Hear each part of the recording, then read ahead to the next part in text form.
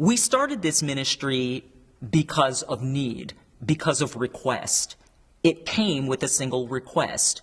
We had both been professionals in the industry in Chicago, in the theater industry. We began coming to our home church, and the pastor asked us if we would do a scene for their Friendship Day, an outreach, a community outreach, and we had no idea what to do. Will you provide sketch comedy for me? Will you do something that will help us celebrate an event? I've done a lot of improvisation, and so I wrote out some beats and said, let's try this.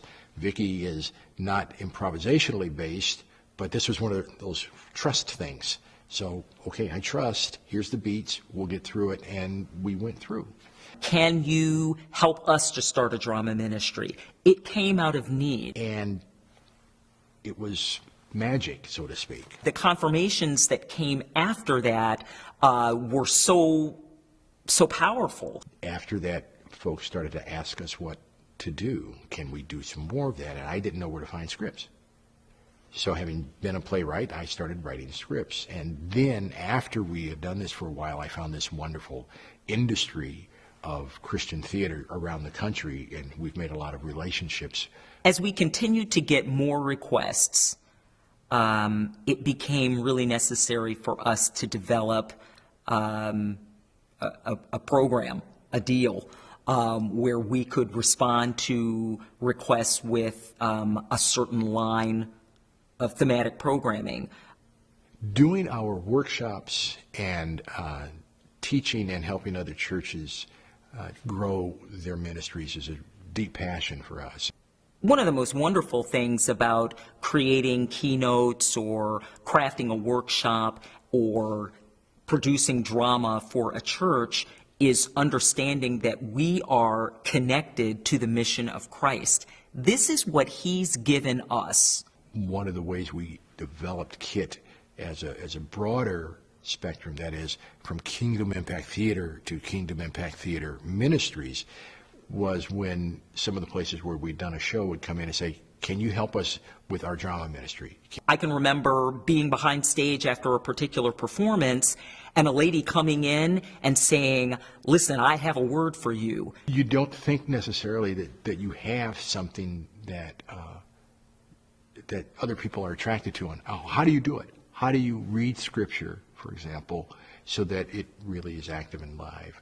This ministry is something that's helping people, and I just want to pray for you in your ministry because it's going someplace. She laid hands on us, and she prayed for us, and then she left the room. It is getting a good focus on the things that we've been doing and connecting with other churches and taking the different pieces to specific markets. And so we know that this work is not the work that we decided one day would be happening. Well, for us, we have to really think through, how do I do that as an actor, and then pass that on to a congregation. And it's really exciting to get lay people, so to speak, to use the gifts. This is something that God has ordained for us. There is a time and a place for the way that it's going to roll out, and we trust the Lord in His timing. I don't know where the wave is going, and that's part of the fun of the journey. Sometimes it seems longer than what I would like it to be, but we realize that it's not about me. It's taking them to pastors and to congregations at conferences, at workshops that want to learn how to utilize theater skills to build leadership connections with their team leaders at church or in their worship ministries, and that's very exciting. That it's about God's timing, and that is just so incredibly brilliant and humbling and awe-inspiring. Where that goes, I don't know, and that's the excitement, because we have been around the country doing these things, and so we just want to be honoring, like Abraham was, to God.